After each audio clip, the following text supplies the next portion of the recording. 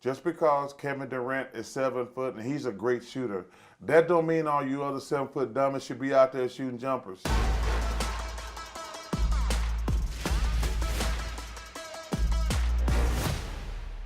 Well, I think the NBA made a big mistake when everybody tried to model themselves after the Golden State Warriors. You know, Golden State Warriors had the three greatest shooters who ever lived.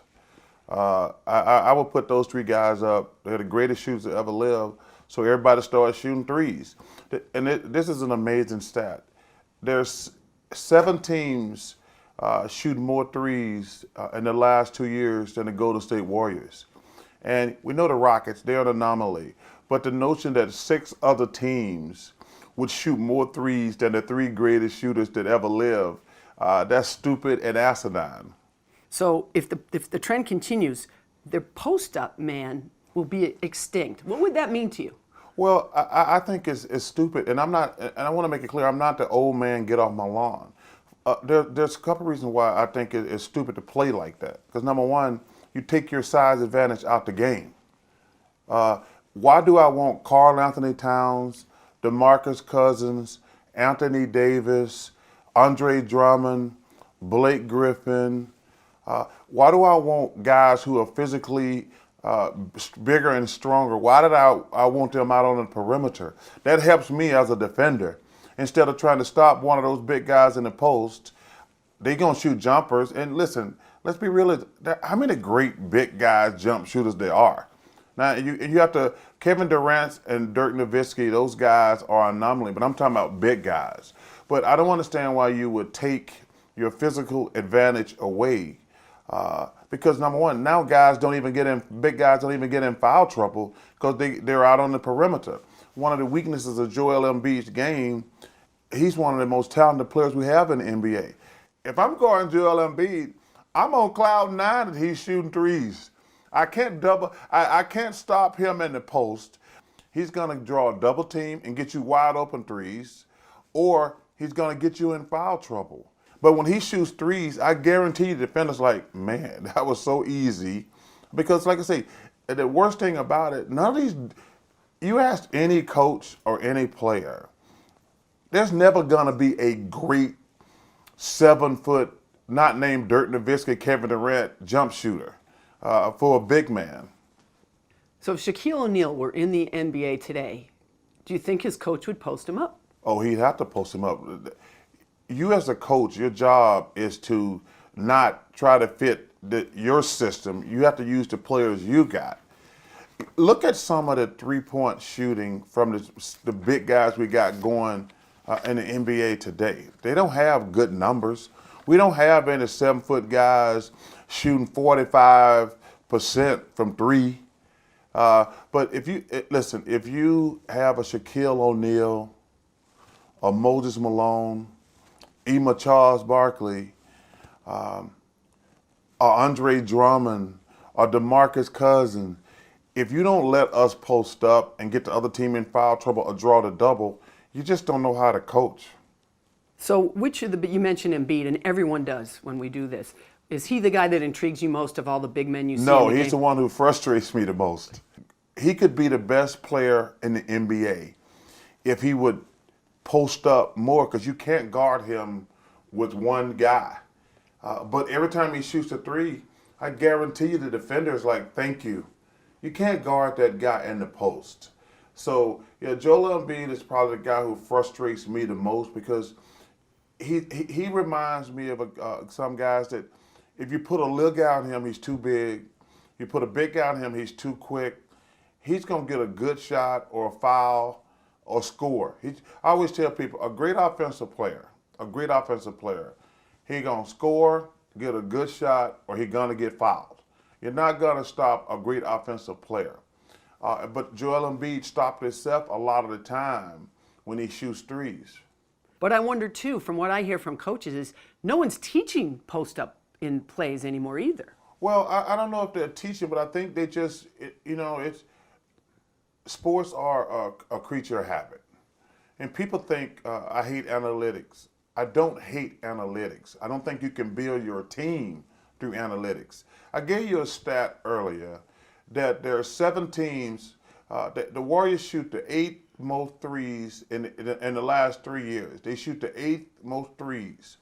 Anybody who tell you that 7 teams should be taking more than the Golden State Warriors with Klay Thompson, Steph Curry, and Kevin Durant, they just don't know what they're talking about.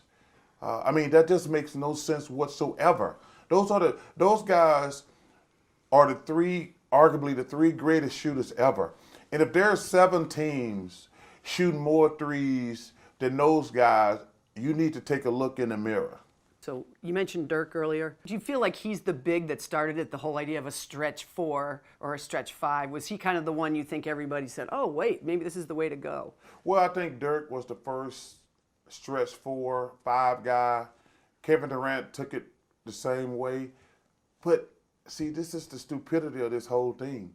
You're talking about 2 of the greatest to ever do it. For regular people, and listen, I don't ever want to disrespect the NBA players. Every single player in the NBA can play. There are no bad players in the NBA. They're not all the best, but every single player in the NBA is a good player. But the point I want to make is, if you try to do things the greatest ever did, that's not smart at all. When you got an advantage, why would you shoot a 3 over little guys? That takes my advantage away, because I'm not getting the other team in foul trouble if I'm shooting 3s. People are only fouling James Harden on the 3, because he's out there flailing around and grabbing you and bullying you, and he's a great player. But I'm not going to foul Blake Griffin, Andre Drummond, Anthony Davis. I'm not going to foul those guys on a 3-point shot. I'm going to let them shoot it, and if they can make enough.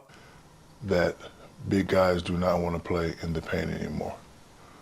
Before I fell in love with Magic Johnson and Larry Bird, Too Tall Jones and Mean Joe Green was my guy. So when I came to the game, I realized that I was good, but I wasn't that good. I was okay, fundamentally sound, but I had to create a niche. So my niche in high school, I was taller than everybody, okay? My niche in college was long, athletic. Wasn't really a lot of long and athletic guys. Big guys were hot at the time. Maybe you can be the first pick. There's 2 other guys, Alonzo Mourning and Christian Laettner. Now when I get to the NBA, I'm like, damn, David Robinson runs faster. Patrick Ewing shoots better. Hakeem Olajuwon has all the moves. I'm stronger.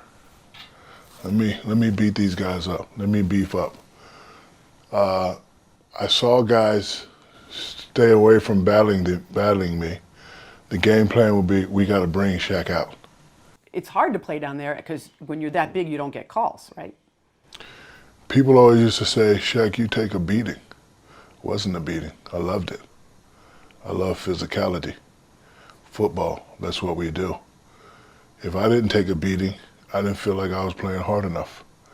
The beating that I took was a sign of respect that you couldn't stop me. I didn't get a lot of calls and used to complain all the time. But one thing I love about David Stern is he was real. So we go in his office one day, because I'm at the end, and I'm letting him know, Mr. Stern, next time somebody hack a Shaq me, I don't mind taking 15, 20 games. And he says, son, if we called every foul that was committed on you, the game would last 4 hours. And I thought about it, like, you're right. And he said, Shaq, you're over here complaining about fouling. I got 28 teams complaining about you. And I thought about it, and I was like, and I'm all about the game. I don't want to shoot 100 free throws anyway. I don't. I don't want to read Shaq 20 out of 100. I don't want to, let's just play. And then I said to myself, okay, I'm not getting the calls. If I could withstand that and play through that, I'll be unstoppable. So I had to program myself not to really worry about it. But the more physical I became, I just seen all the other centers do this. They just slowly keep doing that, keep doing that, keep doing that. And now, 15, 20 years later, you got guys shooting threes. It's cute. It's not something I would do. And somebody asked me the other day, oh, Shaq couldn't play today. But you're not paying attention. I am playing today. My name is Greek Freak. Who was the first big guy to take it coast to coast? Oh, you don't remember? Check this play out. Look at the big guy run the floor. I'd play just like Greek Freak. Take it off the glass, high percentage shots. High percentage shots. I shoot a three every now and then, so I would actually love to play in this game. It's less physical. I would bring a little bit more physicality. I would bring my length. I would bring my athleticness, and I'd be Greek Freak. So before you say Shaq can't play in this era today, I'm already playing. My name is Giannis Antetokounmpo, however you pronounce it. So when you watch the game today, all the centers that are playing, is there one that you say, well, he could dominate in the post? It's one or two guys I think that if they put their mind and effort to it, they could dominate in the post. One is a New Jersey native, goes by the name of Karl Anthony Towns. He's fundamentally sound, he's long, and he can shoot. The advantage he has is they're not going to double team you, so you're down there one-on-one. Go to work. The other guy is Joel Embiid. Bigger, beefier. You should be able to punish down there. But these guys like shooting the jumpers. Yes, it's pretty, but at the center position, you're supposed to be the most efficient.